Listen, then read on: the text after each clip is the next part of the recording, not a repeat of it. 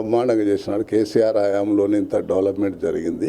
కేసీఆర్ ప్రత్యేక రాష్ట్రం సాధించి కూడా అభివృద్ధి, చిన్న రాష్ట్రం అయినా కూడా చాలా ఫాస్ట్గా అభివృద్ధి చేసినాడు, అన్ని విధాలుగా చేసి. ఇక ఆయన చాలా గొప్ప వ్యక్తి, మహానుభావుడు. చాలా బ్రహ్మాండంగా అయింది. ఆయన నేను కలిసి ఆ టెంపుల్ పోయేసి 1 కేజీ బంగారం గోల్డ్ ఇచ్చినాము. ఆయన అదే రోజు ఇచ్చిండు, నేను ఇచ్చినాను. ఒక రోజు నేను కూడా 1 కేజీ గోల్డ్ ఇచ్చినాను యాదగిరి నరసింహస్వామికి.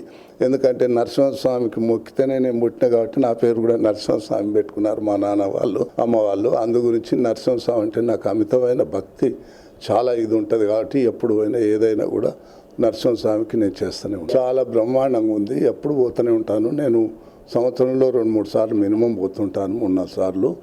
ఆ విధంగా ఎప్పుడు పోయినప్పుడల్లా ఏదో విధంగా ఏదో కొంత చేస్తుంటాను. చాలా మంచిగా అనిపిస్తుంది. మీ కాన్సెప్ట్ చాలా బ్రహ్మాండంగా ఉంది. ఒకటనే కాకుండా దేశభక్తి, అదేవిధంగా దైవభక్తి, అదేవిధంగా మీడియాకు, ఇవన్నీ కూడా మీరు ఇంత చక్కగా ఆలోచించి చేసిరంటే ఇక మీ తెలివికి అమోఘం అనుకోవాలి. అది అటువంటి చాలా అర్థం ఉంటాయి, చాలా తక్కువ ఉంటాయి. మీరు ఇన్ని విధాలుగా చేస్తున్నారంటే మిమ్మల్ని అభినందించాలి.